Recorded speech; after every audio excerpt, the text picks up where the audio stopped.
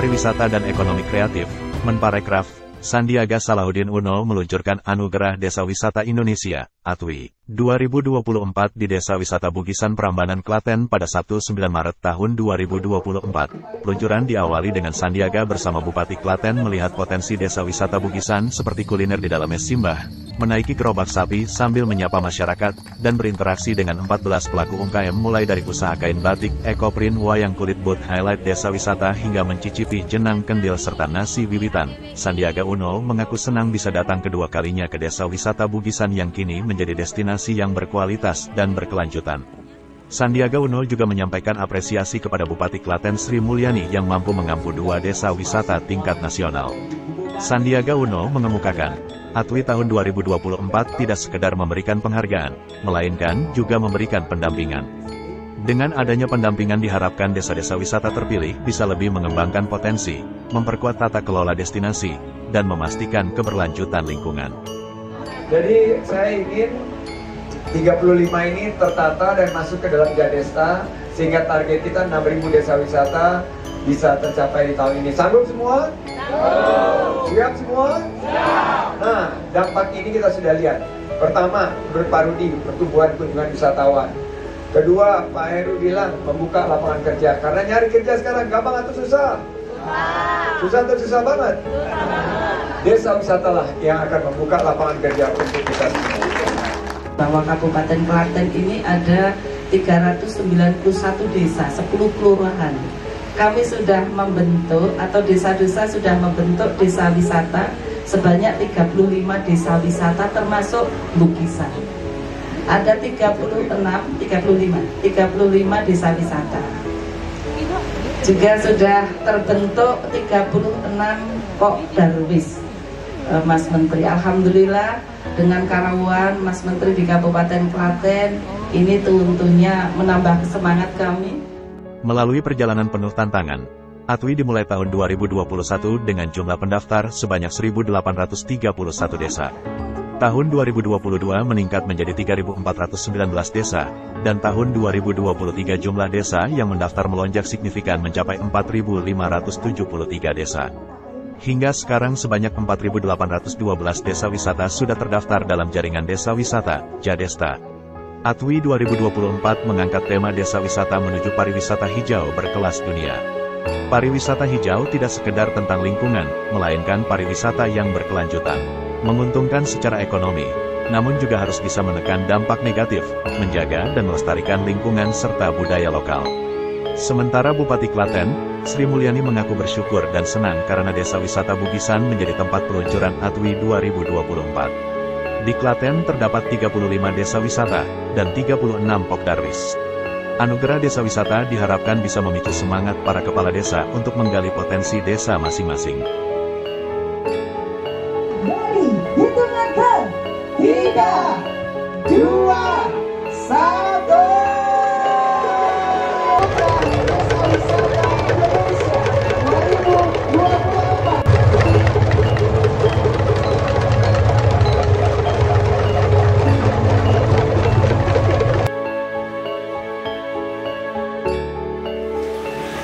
Oke, baik, saya sore ini ada di Desa Wisata Bugisan dalam rangka untuk menghadiri launching ADWI tahun 2024 yang ada di Desa Wisata Bugisan. Dan pada sore ini telah hadir, ini seorang inspirator dari Klaten. Beliau adalah Kepala Desa Bugisan, Bapak Heru. Pak Heru, selamat ya Pak Heru. Alhamdulillah. Dihadiri Mas Menteri ya, dan juga menjadi salah satu ikon di Indonesia ya, tidak hanya di Klaten, di Indonesia untuk ADWI. Dan khususnya ini dari Klaten TV untuk ingin menggali lebih dalam Pak Heru sebagai kepala desa di Bugisan ini, kira-kira sebuah pengalaman apa Pak sampai sejauh ini, capaian yang sudah dicapai sejauh ini? Betul ya. Terima kasih Bapak. Jadi saya selaku kepala desa Bugisan juga merasa tersanjung atas kerawan Pak Menteri ini. Namun dari awalnya itu kita memang tidak berpikir sampai sejauh ini, sampai Bupati berkesan, Pak Menteri bisa berkesan. Jadi saya jadi kepala desa itu hanya punya pikiran bagaimana untuk merubah desa ini menjadi lebih baik. Karena di kami punya situs Candi Plaosan, makanya saya membuat inovasi di sekitar Candi Plaosan ini menjadi paket wisata. Setelah melihat Candi Plaosan bisa tamu itu tidak hanya melihat candi tapi bisa melihat UMKM yang ada di Desa Bugisan. Lah, akhirnya setelah kita berinovasi ini terus ada ADWI, Anugerah Desa Wisata Indonesia. Lah, kita itu awalnya 2021, kita bisa ikut di 2023. Nah, alhamdulillah kita masuk 50 besar di ADWI 2023. Terus kita juga ikut kampanye Sadar Wisata, KSW.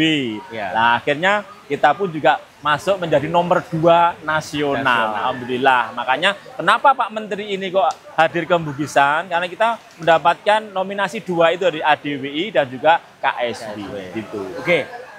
Baik, ya Pak Heru. Siap.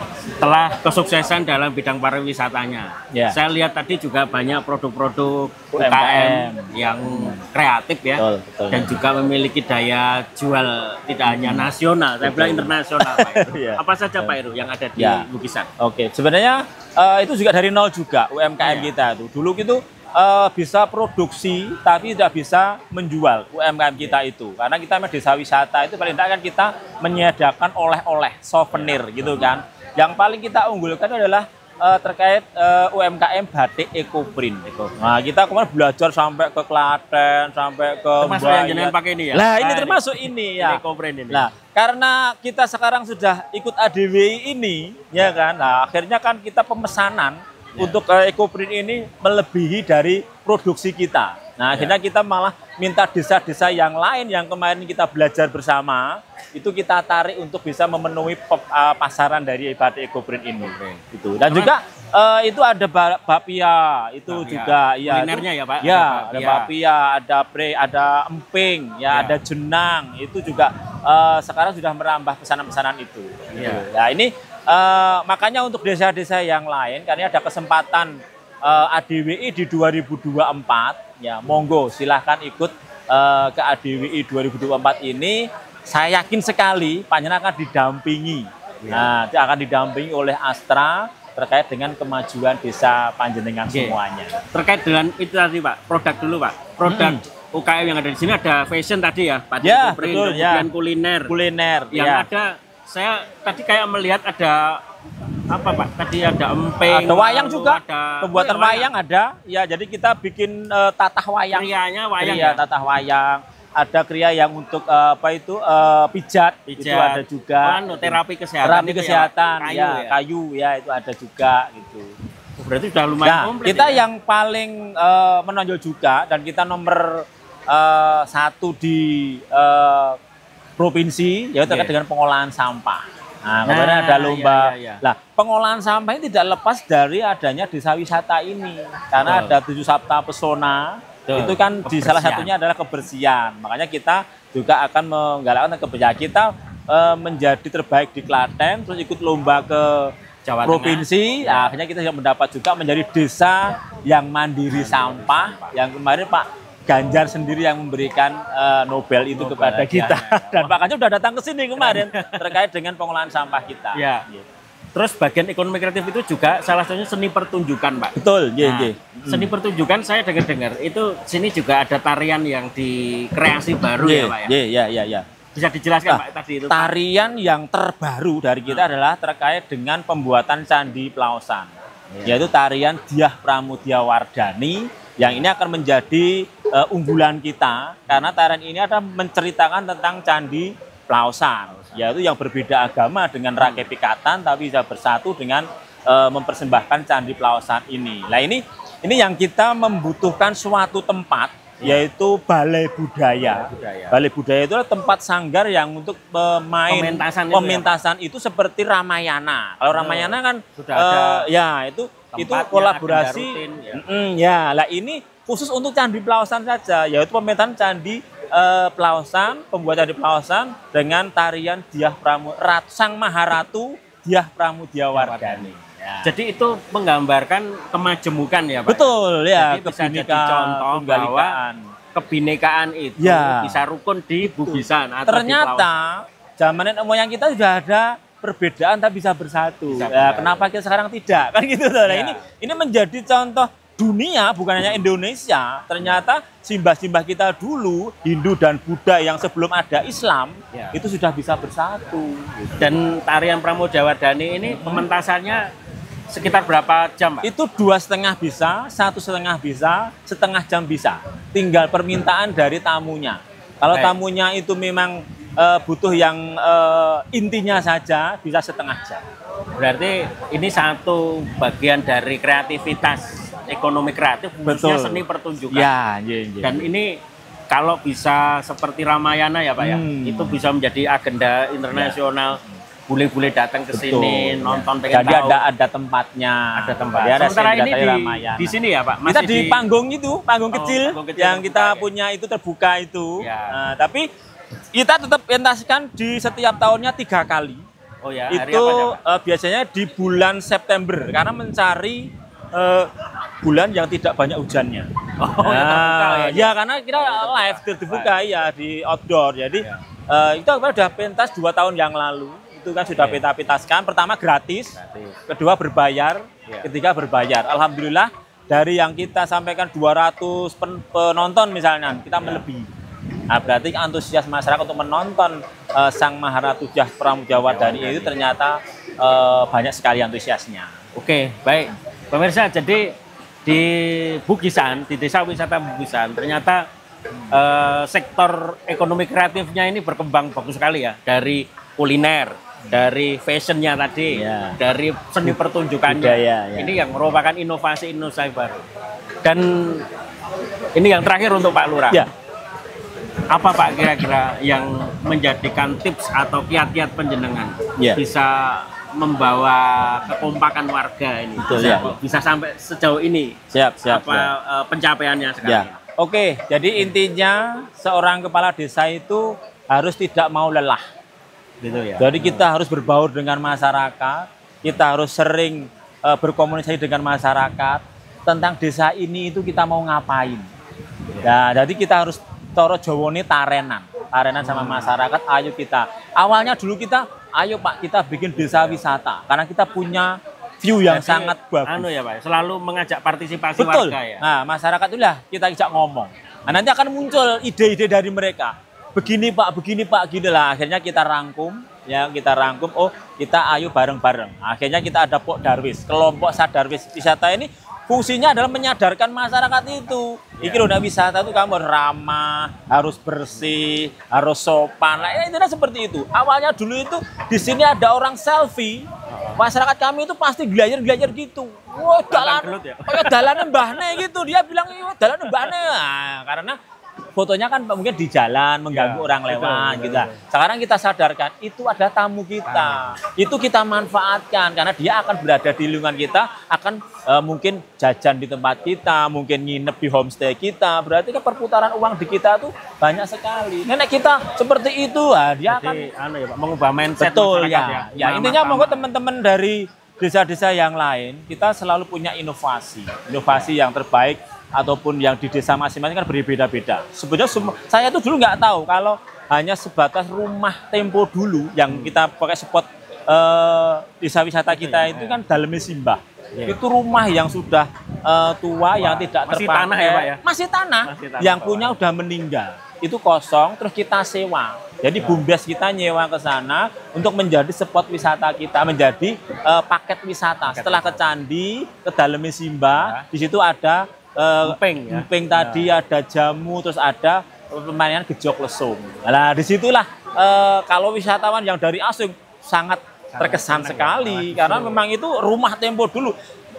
Ngeliwetnya ya masih pakai kayu, terus itu caranya mengupas kelapa seperti apa, caranya belah itu ada alat yang untuk belah kayunya gitu. Ada Dan ya saya merasakan ada Betul, ya ya. kembali seperti masa lalu. itu ada padi-padi yang ditaruh di atas tungku, fungsinya apa? Biar padinya awet sampai bertahun-tahun tidak rontok karena ada asapnya itu kan, berarti nggak ada kutu di situ. Kalau resepnya nggak cepat lelah tadi apa Pak? Harus senang dulu.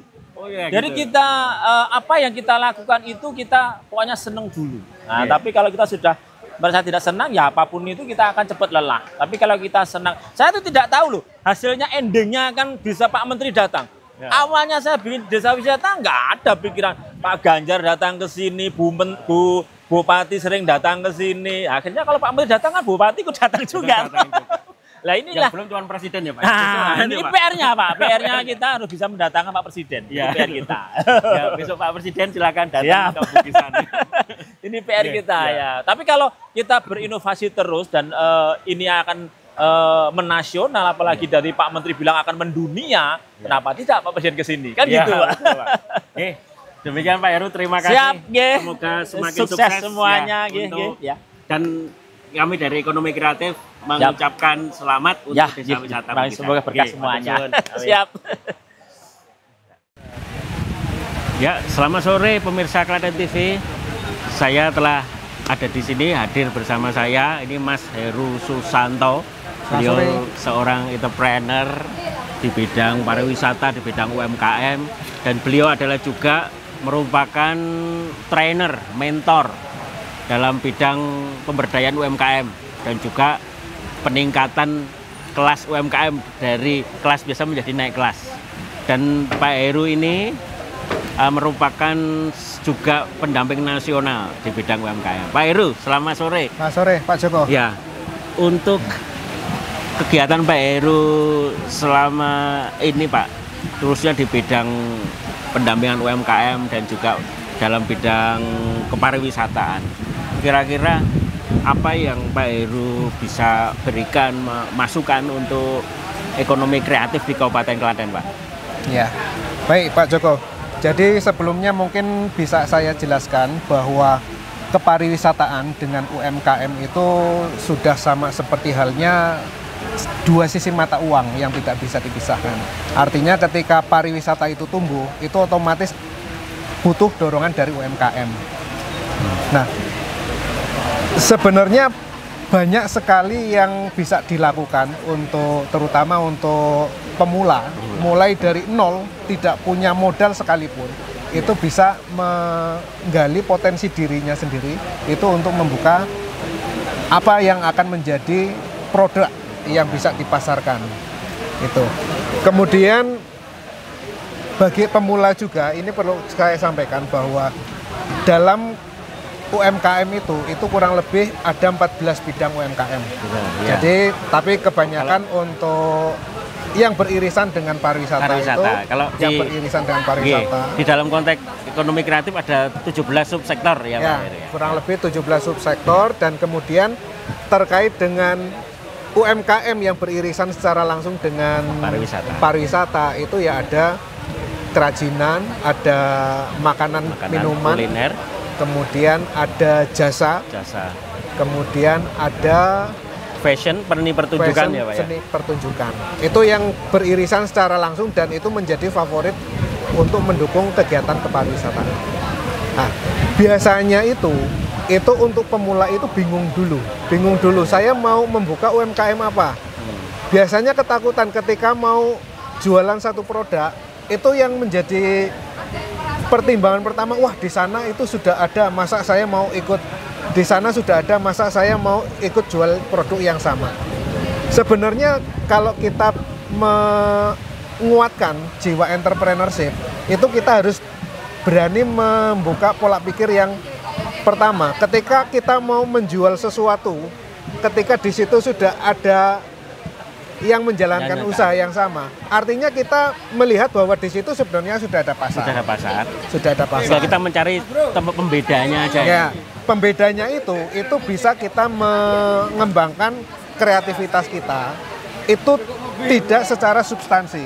Contohnya kita membuka kuliner. Di Klaten itu yang terkenal adalah ayam kalasan.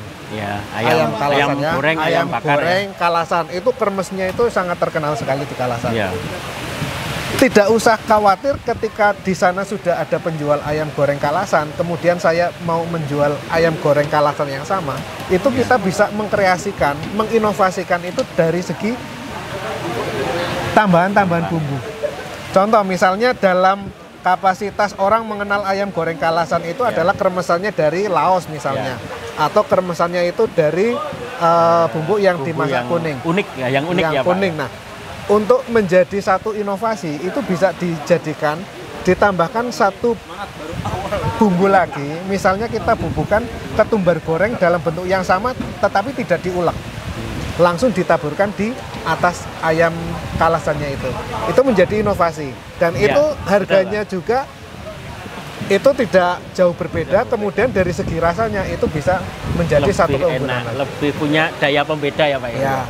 Jadi teman-teman, pelaku UMKM itu harus punya kreativitas bahasanya. Kreativitas, Tidak kemudian yang pertama itu adalah punya keberanian untuk kapan kita mulai. Kapan memulai? Nah ini Pak, kadang-kadang bisa akan berencana tapi belum berani memulai. Nah iya. ini yang merupakan kiat terakhirnya Pak. Bagaimana caranya memulai yang kira-kira itu bisa bertahan Pak. Kadang-kadang memulai habis itu tengah jalan kena ujian sedikit lemes atau tidak melanjutkan. Ya. Jadi kalau untuk mulai bisnis kemudian berkelanjutan sampai dengan anak cucu kita itu memang perlu perjuangan. Contoh saya sendiri, saya itu mulai dari jualan keripik.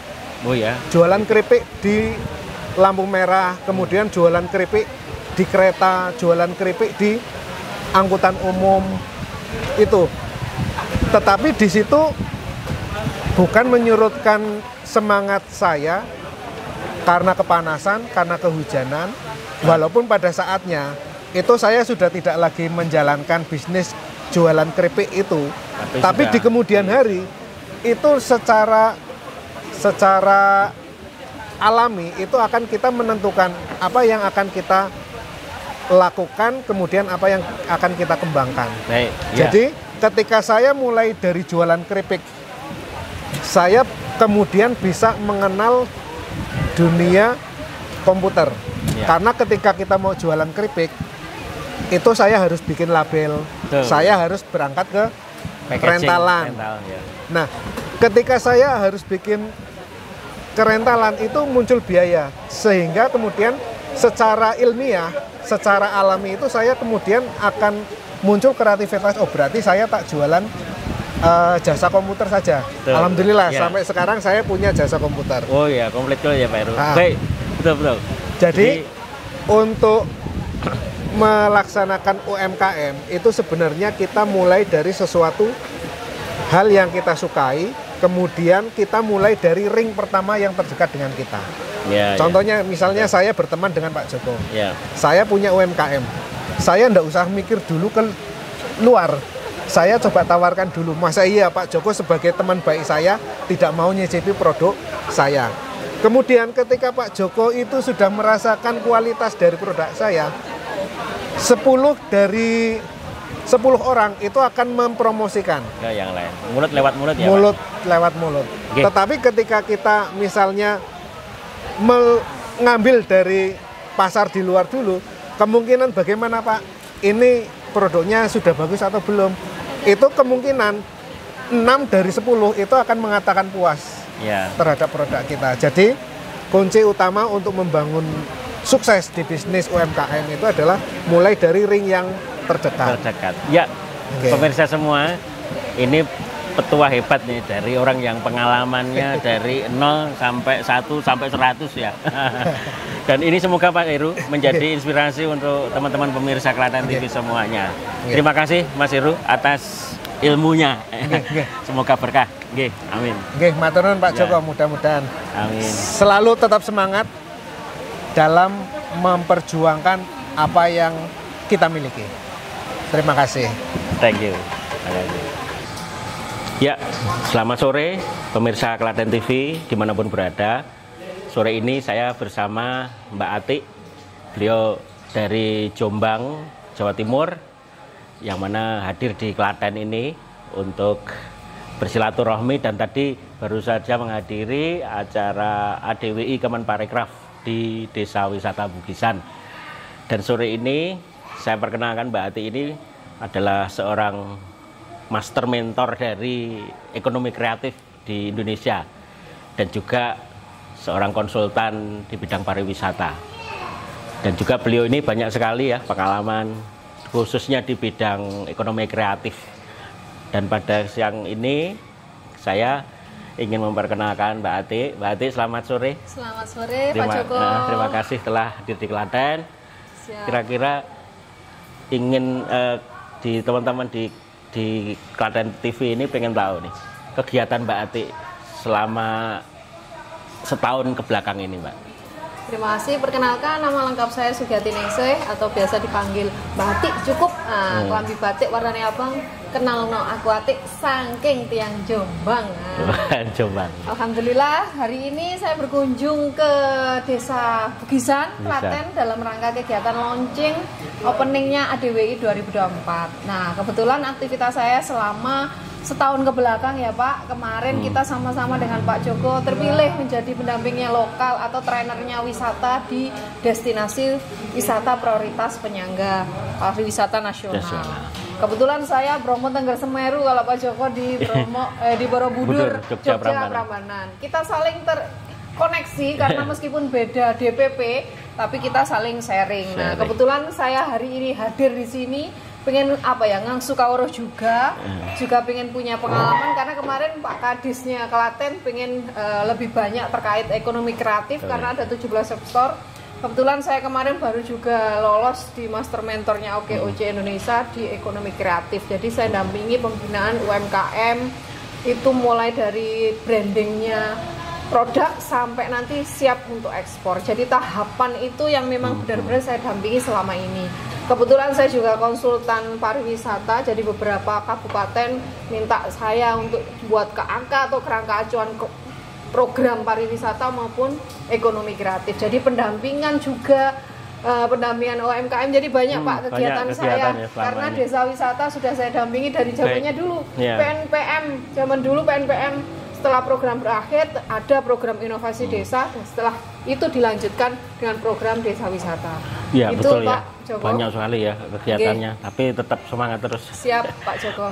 Mbak, jadi kalau lebih fokus tentang ekonomi kreatif ya Mbak. Ekonomi kreatif itu kan kalau di beberapa kota kabupaten itu terdiri rata-rata itu ada 5 sektor unggulan.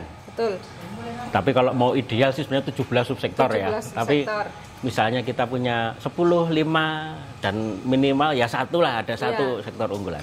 Kalau di Klaten ini Mbak, ini ada biasa ada 5 sebenarnya unggulan dari sektor ekonomi kreatif di Klaten. Ada KFFSA ya. K yang pertama itu kuliner. Nah, pasti di Klaten kuliner. Fashion. Nah, kemudian seni pertunjukan di Klaten ada. Kemudian juga ada kria, industri kria di Klaten ini cukup banyak. Dari kerajinan sampai industri kerajinan logam kayu, ada berbasis kertas bekas, ada sampah segala macam. Limbah ya Pak. Limbah, ya. Dan juga konten kreator. Ini hal yang baru, Pak.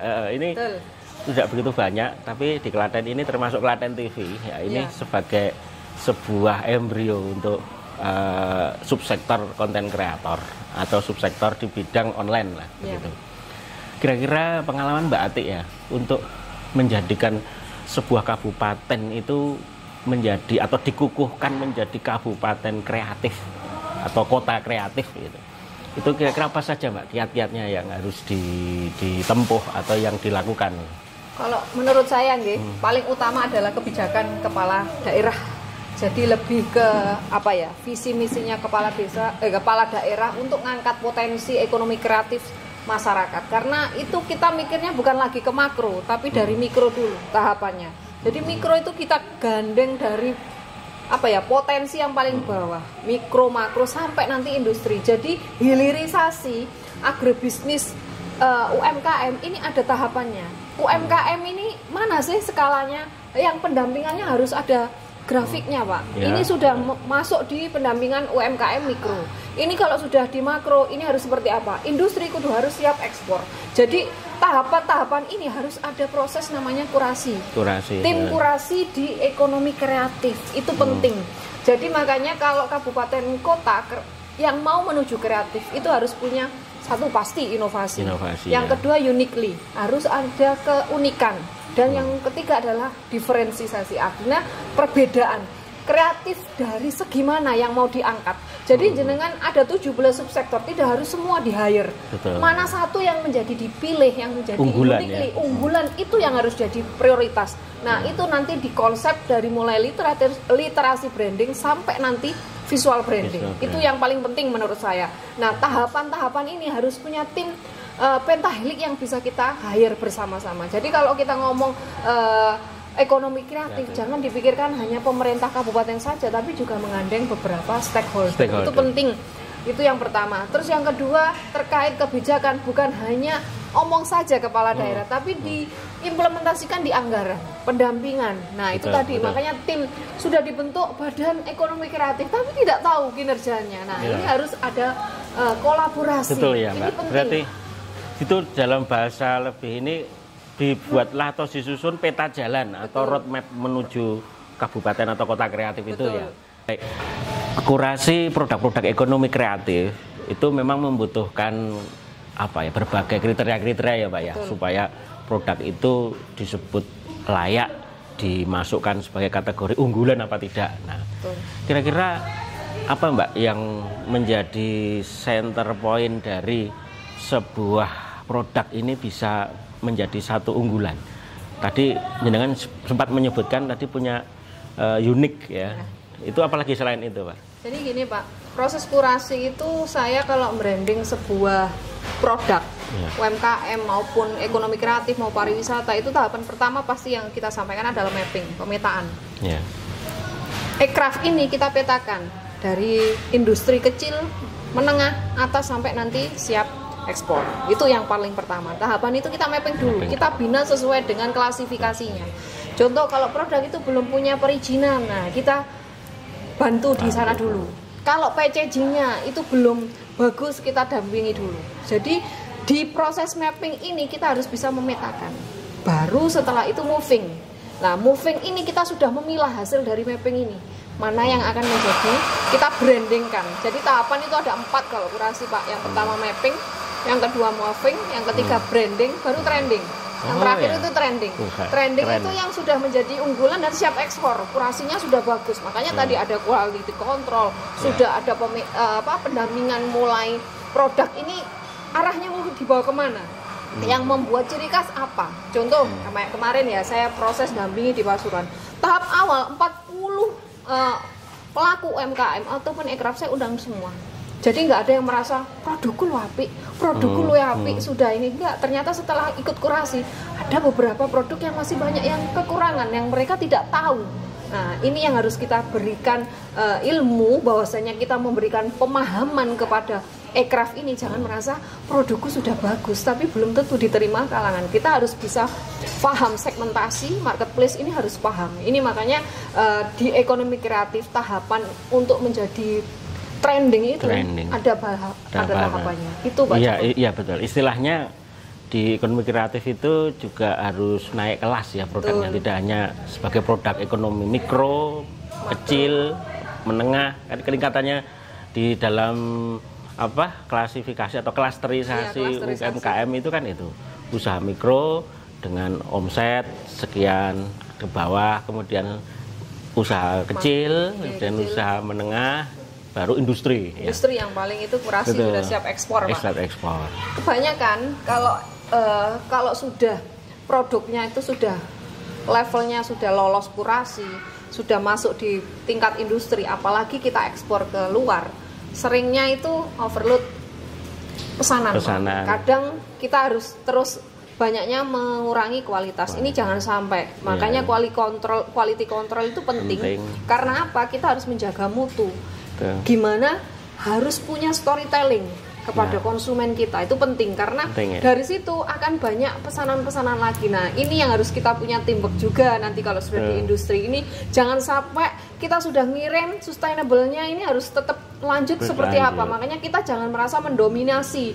Oh, kita ajak UMKM yang di sekitar. Jadi saling lah, Pak. Menurut saya seperti itu. Iya, baik. Memang UMKM itu setelah dia sudah mengetahui titik lemahnya apa, kemudian kelebihannya apa, itu juga harus berani trending tadi ya, membranding dirinya supaya dia bisa dikenal lebih luas lagi, tidak hanya di level kabupaten, provinsi, Indonesia, bahkan internasional. Betul. Nggak kembali ke kata kreatif atau kabupaten kota kreatif tadi, untuk menjadi kabupaten kreatif, kalau Klaten kan kabupaten ya, itu memang kita membutuhkan infrastruktur juga sih. Kadang-kadang kalau seperti kasus Komite Ekonomi Kreatif Klaten itu, kantor aja belum ada, belum di PHI atau belum punya gitu. Maka ya memang saya juga kadang-kadang membandingkan atau melihat dari kabupaten kota lain itu ya kadang ya sana sudah punya kreatif hub, sudah punya ekosistem yang berjalan dengan baik. Sejauh ini bagaimana Mbak cara memberikan informasi atau bahasanya ini mengajak nih para stakeholder ya pentahelik ini sadar bahwa pentingnya menjadi kabupaten kreatif ya. Mbak Ati punya kiat-kiat ya? Kalau saya Pak ya, waktu Malang sudah punya Pak kantornya, Malang Creative Center namanya. Itu tahun kemarin diresmikan sama Pak Menteri, saya juga hadir waktu itu. Proses awalnya juga sama. Setelah dibentuk badan, ternyata tidak jalan. Hanya sekedar SK Bupati. Iya, SK. Nah, percuma kalau seperti ini. Nah, pentingnya kita harus lobbying. Jadi harus punya program Badan Ekonomi Kreatif yang sudah punya ini, kan ada cantolannya. Kalau kita SK-nya Bupati, kita bisa lobbynya dihibah, namanya di APBD atau APBD atau BN itu hibah Pak. Nah, hibah ini jenengan harus nyusun namanya program. Nah, diimplementasikan di dinas, di dinas namanya kerangka acuan kerja. Jadi nanti buat RAP. Nah, itu nanti jenengan fokusnya di mana dulu sebelum menuju ke kabupaten kreatif. Mau ke kantor dulu, di fisiknya dulu. Jadi ada dua, dari fisik atau non fisik. Jadi kalau di fisik itu berupa bangunan, jenengan mau buat bangunan tower lah, kayak mau buat apa itu monggo. Yang non fisik ini mulai itu tadi pendampingan untuk kurasi produknya Ekraf itu. Jadi ada dua, jenengan ngajukan ke dinas pariwisata atau di Disperindak biasanya di bidangnya ekonomi kreatif itu setiap kabupaten kan beda-beda nggih, ada di bidangnya Disperindak atau di pariwisata. Jadi itu harus dimulai di awal dulu. Komitmen kepala daerah itu nanti diimplementasikan. Makanya pentingnya itu nanti harus tim penyusunan itu tadi Pak. Kalau kemarin saya di Malang ya saya masuk di penyusunan itu. Jadi apa yang dibutuhkan dulu? Tahun kemarin 2023 bangun dulu. Karena memang ada bekas kantor yang tidak digunakan, tinggal revitalisasi terus dibuat kantornya seperti itu. Nah, kalau tinggal dua-duanya penting ya sebenarnya. Ya, memang penting. Tapi kan ada skala prioritas, makanya mau di fisiknya dulu atau di pendampingan dulu sebelum nanti menjadi kabupaten kreatif. Itu sih Pak saran saya. Terima kasih sekali Mbak Ati. Ini pertemuan yang singkat tapi ini penuh makna ya. Semoga menjadi ilmu untuk para pemirsa Klaten TV semuanya, dan semoga Mbak Ati selalu sehat. Amin. Dan jangan bosan-bosan ke Klaten. Siap Pak. Demikian, terima kasih dan selamat untuk Mbak Ati, dan semoga kita bisa lebih baik lagi. Terima kasih. Waalaikumsalam.